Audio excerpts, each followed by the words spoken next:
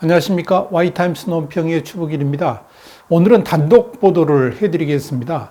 한참 소문이 많았던 북중 정상회담이 불발됐죠.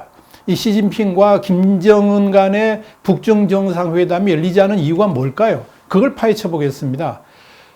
결론적인 것을 먼저 말씀드린다면 미국과 북한 간의 비핵화 협상 결렬이 이 북중 정상회담 취소로 이어진 것으로 보입니다. 김정은이 좌절했죠. 그 분노를 이제 대미 압박으로, 대남 경고로 화풀이를 하고 있습니다. 중국은 분노했고 북한은 기분 나빴고, 그러니 당분간 정상회담이 열릴 가능성도 낮다, 이렇게 보고 있습니다. 자, 도대체 왜 이 북중 정상회담이 열리지 않았을까요? 지난 9월 24일 우리나라 국가정보원이 김정은이 10월 6일경 5번째로 중국 베이징을 방문해가지고 북중 정상회담을 열 가능성이 높다, 이렇게 국회에 보고했습니다. 특별히 올해는 북중 수교 70년이 되는 해라서 6일날이 수교 기념일이니까 아마 그때를 전후해가지고 중국을 방문하지 않겠나, 이게 거의 확실시되어 있었습니다. 이걸 위한 준비 단계로 중국의 왕이 외교부장이 지난 9월 2일부터 2박 3일간 평양을 방문해가지고 조율을 하기도 했습니다. 그리고 10월 초에는 실제로 이제 김정은이 방중을 할 때, 중국을 갈 때 가는 코스죠. 단둥에 북한 실무진들이 배치돼 가지고 준비를 하기도 했습니다. 그런데 10월이 다 가도록 김정은의 방중은 이루어지지 않았습니다. 도대체 무슨 일이 있었던 것일까요? 중요한 것은 이겁니다. 다 된 밥에 코를 빠뜨린 건데 이게 스톡홀름 노딜 때문에 그렇습니다. 우리 신문이 중국의 유력한 소식통을 통해서 취재한 바로는 이 김정은의 방중 전말 불발이 되게 된 이유, 그 내용은 이렇습니다. 김정은의 방중을 통한 북중 정상회담 이미 8월부터 논의가 되고 있었습니다. 북한은 중국의 외교부에 김정은의 방중을 타진했고 일정을 조율하자고 그랬습니다. 그런데 중국 입장에서는 미국과 북한 간의 비핵화 협상이 교착되어 있는 상태에서 이때 이제 이 북중 간의 정상회담을 한다는 것이 마음에 걸린 겁니다. 만약 그렇게 비핵화 교착이 장기화되어 있는 시점에서 북중 정상회담이 열린다 그러면 그 후에 미북 관계 악화에 대한 책임을 중국이 오롯이 뒤집어 쓸 수 있다는 우려가 중국 고위층에서 표출되기 시작한 겁니다. 그래서 9월 2일 날 왕이 외교부장이 평양으로 가가지고 리수용 외무상하고 회담을 가졌죠. 그래서 이제 북중 정상회담을 조율했습니다. 그런데 이 양국이 북중 정상회담에 임하는 방향이 너무 달랐습니다. 북한은 그저 이제 수교 70주년이니까 양국 간 우위를 돈독히 하고 이를 통해서 북한의 경제적 어려움을 중국을 통해서 좀 덜어보려고 하는 의도가 있었고요. 그런데 중국의 생각은 또 완전히 다른 겁니다. 우선 북중 정상회담을 하려고 그러면 미국과 북한 간의 비핵화 협상이 진척되고 미국이 만족할 만한 국면으로 흘러가야지 미중 간의 무역전쟁에 악영향을 미치지 않도록, 불똥이 튀지 않도록 하기 위한 그런 생각을 중국은 한 겁니다. 그래서 이 왕이 외교부장이 리수용 외무상한테 북중 정상회담의 전제 조건을 제시했는데 이게 뭐냐? 미국과의 비핵화 협상을 재개하도록 권한 겁니다. 그래야지 이 북중 정상회담의 명분이 선다는 거죠. 한마디로 중국이 미북 간의 중재자로서 역할을 함으로 인해 가지고 이걸 통해서 미국의 환심을 사면서 미중 간 무역전쟁 관련 협상의 분위기도 만들어 보려고 하는 의도가 있었다는 겁니다. 그런데 평양 입장에서는 단순히 북중 정상회담의 일정과 의제 같은 것들을 논의할 것을 알았다가 사실상 뒤통수를 맞은 셈이어서 아주 당황스러웠겠죠. 그래서 원래 예정되어 있었던 왕이 외교부장의 김정은 면담도 불발된 겁니다. 그럴수록 중국의 입장은 확고했습니다. 그리고 이제 4일날 왕이 외교부장은 평양을 떠났죠. 그리고 북한 내부에서 격렬한 논쟁이 있었고 결국은 최선희 외무성 제1부상이 9일 밤 늦게 우리는 9월 하순경 합의되는 시간과 장소에서 미국 측과 마주 앉아 지금까지 우리가 논의해온 문제들을 포괄적으로 토의할 용의가 있다라고 밝히게 된 겁니다. 그러니까 중국의 지원을 받아야만 하는 북한 입장에서는 어쩔 수 없는 선택을 하게 된 겁니다. 물론 별로 기분 좋은 대화 제의는 아니었겠죠. 그 후로 북중 정상회담 관련 논의는 급속도로 진행됐고요. 10월 6일경 김정은이 베이징을 방문하는 것도 잠정 타결된 것으로 확인됐습니다. 물론 날짜는 유동적이었습니다. 왜냐하면 양국 간 정상회담 구체적인 일정이 논의되는 가운데 미북 간 협상 날짜가 잡혔기 때문에 그렇습니다. 중국 입장에서는 당연히 미북 간 협상이 잘 될 걸로 생각했고 6일쯤 베이징으로 오면 되지 않겠나 그랬죠. 그래서 일단 미북 간 협상 후에 김정은의 방중이 이루어질 것으로 내다봤습니다. 여기에 대해서는 우리 신문이 지난 9월 15일 날 자세히 보도를 해드렸습니다. 북한이 미국에 급하게 9월 안에 만나자고 한 이유 이렇게 했고요.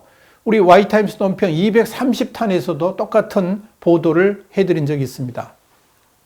그런데 잘 흘러가던 북중 정상회담에 급 브레이크가 걸리게 된 것은 지난 10월 5일에 스톡홀름 미북 협상 때문에 그렇습니다. 사실 미국과의 비핵화 협상은 북한의 뜻이라기보다는 중국의 강력한 요구 때문에 등 떠밀리다시피 진행된 것이라서 북한은 사실 탐탁치 않은 협상이었습니다.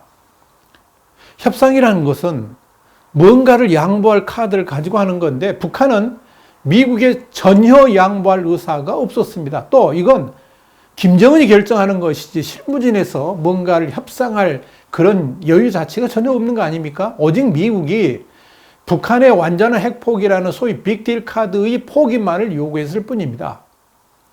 그래서 결국 10월 5일에 스톡홀름 협상이 북한의 일방적 노딜 선언으로 급 마무리되면서 북중 정상회담도 불발적으로 급선회하게 된 겁니다. 북한으로서는 중국 요구대로 협상에 임했으니까 나름 최선을 다한 것이라고 생각했을 겁니다. 그런데 중국의 입장에서는 미북한 협상이 다시 좌초된 상태에서 북중 정상회담을 하기가 부담스러웠던 겁니다. 그러니까 미북 간의 비핵화 협상이 노딜로 끝난 상황에서 북중 정상회담이 열리게 되면 그 파국의 모든 책임을 중국이 뒤집어 쓸 수도 있기 때문에 그런 일들이 벌어진 겁니다. 특히 시진핑 주석의 분노가 강했다고 합니다. 중국의 뜻을 북한이 완전히 무시했다고 봤기 때문에 그렇습니다. 그래서 북중 정상회담 직전에 이 급브레이크가 걸리면서 전면 취소라는 결정을 내리게 된 겁니다. 여기에 대해서 우리 와이타임스가 10월 8일 날 실패할 수밖에 없었던 미북 협상 이 논평에 자세히 분석을 했고요. 또 우리 와이타임스 논평 250탄에서도 여기에 대해서 자세하게 설명을 해드린 적이 있습니다. 10월 8일 방송분을 보시면 될 겁니다. 자, 그러다 보니까 김정은은 김정은대로 좌절했고요. 그 분노를 대미 압박으로, 대남 경고로 화풀이를 하고 있는 겁니다. 그러니까 이 북중 정상회담이 전면 취소가 되니까 김정은의 분노도 극에 달했습니다. 더불어 체면도 말이 아니죠. 왜냐하면 북중 정상회담을 다 준비를 했는데 갑자기 스톱이 됐으니까 이 기분 되게 나쁘겠죠. 자신의 의지가 아니라 중국의 뜻에 따라서 정상회담이 좌절됐기 때문에 그렇습니다. 그래서 나온 행동이 백두산에서의 백마쇼였고요. 그리고 미국에 대한 위협, 금강산 시찰 후에 남측 시설물 철거 카드로 나오게 된 겁니다. 우선 협상 결렬의 책임을 미국이 지우면서 노골적으로 ICBM 같은 것들을 도발할 가능성을 제기하기 시작했습니다. 심지어 끔찍한 사변을 운운하면서 모라토리엄 파기 가능성을 노고를 하고 있습니다. 한국에 대해서는 미국의 눈치를 보면서 금강산 관광 재개 같은 이런 조치를 시행하지 못하는 문재인 정권에 대해서 불만을 여과 없이 드러냈습니다. 그래서 나온 것이 금강산에서의 남측 시설물 철거 지시였습니다. 자, 이렇게 되니까 미국은 다시 중국을 압박하기 시작했습니다. 지난 10월 15일 날 랜들 슈라이버 미 국방부 인도태평양 안보 담당 차관보가 이런 말을 했습니다. 중국이 북한이 건설적으로 협상에 나오도록 압박할 방법이 있다. 그러면서 중국의 제재 불이행을 비판해서 주목을 끌었습니다. 그러니까 이 북한의 일방적인 스웨덴 스톡홀름 실무협상 결렬 이후에 이 후속 협상 재개가 중국에 달렸다 하는 미국 정부의 인식을 그대로 보여준 겁니다.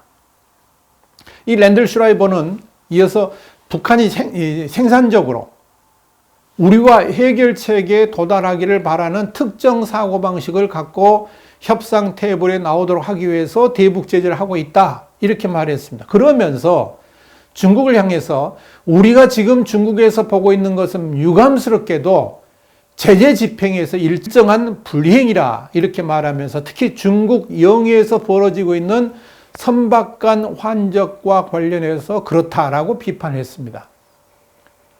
슈레버 차관보는 또한 지금은 보고 있지 못하지만 중국은 평양이 더 건설적으로 협상에 참여하도록 압박할 수 있는 다른 방법들도 있다라고 그랬습니다. 그러니까 한마디로 미국과 북한 간의 협상에 중국이 적극적으로 역할을 해달라고 요구한 셈입니다. 이런 슈라이버의 생각이 미국 트럼프 행정부의 이 대북한 협상 시각을 여실히 드러내고 있는 겁니다. 그러니까 미국 입장에서는 중국을 압박해가지고 북한 문제를 해결하겠다는 거죠. 그런 입장에 나온 게 이제 미국과 중국 간의 무역전쟁이고 패권전쟁이고 그런 거죠. 그런데 중국으로서도 답답하기는 마찬가지입니다. 북한이 예전처럼 중국의 말을 제대로 듣지 않는다는 그런 한계에 봉착해 있기 때문에 그렇습니다. 이번 스톡홀름 노딜만 해도 중국으로서는 그런 결과가 나올 것이라고는 전혀 예상을 못했다고 합니다. 오히려 미북 협상 중재자로서 역할을 해보려고 했는데 중국의 체면만 구긴 셈입니다. 그래서 중국이 분노를 한 것이고요. 반면에 북한은 북한대로 기분 나쁜 거고요. 그러니까 당분간 정상회담이 쉽지 않을 것 같습니다.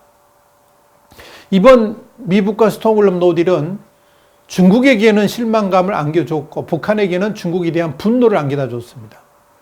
사실 김정은이 백두산에 갔다는 것은 이 결연한 의지를 다지기 위함이라고 볼 수도 있지만 여기에는 중국에 대한 경고도 포함되어 있습니다. 김정은이 취임 초기에 백두산에서 중국을 향한 분노를 공공연하게 드러낸 바 있기 때문에 그렇습니다. 왜냐하면 백두산에서 보면 이제 중국이 보이기 때문에 그런 거 아니겠어요? 심지어 북한의 핵미사일이 미국으로만이 아니라 베이징을 향할 수도 있다는 엄포를 간부들 앞에서 이렇게 내놓았다, 이런 보고도 있었습니다. 그런 북한에 대해서 중국은 분노합니다. 중국의 도움 없이 경제를 유지할 수 없는 상황이면서도 중국의 요구를 번번이 거절하는 북한에 대해서 아주 불쾌한 감정을 가지고 있다는 겁니다. 특히 면전에서는 고분고분하다가 돌아서 가지고는 엉뚱한 일을 일으키는 북한에 대해서 신뢰를 하지 않는 것도 양국 간 일정 부분 거리두기를 할 수밖에 없는 요인이 됩니다. 그럼에도 중국은 중국대로 북한의 효용 가치가 있지요. 특히 미국과의 협상에서 북한이 지렛대가 될 수도 있다는 점을 충분히 활용하려고 하고 있습니다. 북한은 북한대로 중국에 기대지 않으면 안 되는 현실적 효용성을 버릴 수도 없습니다. 그래서 서로 기대어 있기는 합니다만은 그럼에도 믿지는 않는 것이 서로를 안 믿는 거죠. 그것이 지금의 북중 관계입니다. 이런 관점에서 10월에 취소된 북중 정상회담은 당분간 재개될 가능성이 극히 낮아 보입니다. 오늘은 우리 Y타임스 단독 보도를 해드렸는데 시진핑과 김정인 간의 북중 정상회담이 열리지 않은 이유를 말씀드렸습니다. 이 열리지 않은 가장 큰 이유는 미국과 북한 간의 비핵화 협상 결렬이 이 북중 정상회담 취소로 이어졌다는 말씀을 오늘 전해드렸습니다. Y타임스 논평이었습니다. 다음 시간에 다시 뵙겠습니다. 감사합니다.